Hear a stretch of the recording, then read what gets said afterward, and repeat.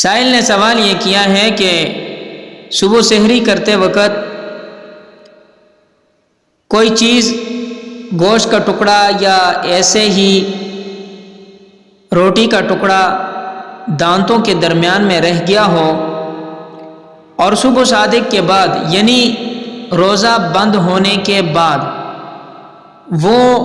دانتوں میں پھنسا ہوا ٹکڑا گوشت کا یا ایسے ہی روٹی کا ٹکڑا وہ خود بخود حلق میں چلا گیا تو کیا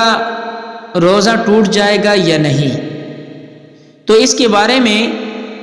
فقہاء اکرام نے فرمایا ہے کہ دانتوں میں گوشت کا ریشہ یا کوئی چیز رہ گئی تھی اور وہ خود بخود اندر چلی گئی یعنی حلق میں چلی گئی تو دیکھا جائے گا کہ اگر وہ چنے کے دانے کے برابر یا اس سے زیادہ ہو تو روزہ ٹوٹ جاتا ہے اس طرح، اور اگر چنے کے دانے سے کم ہو تو اس سے روزہ نہیں ٹوٹتا، اور اگر باہر سے کوئی چیز منہ میں ڈال کر نگل لی تو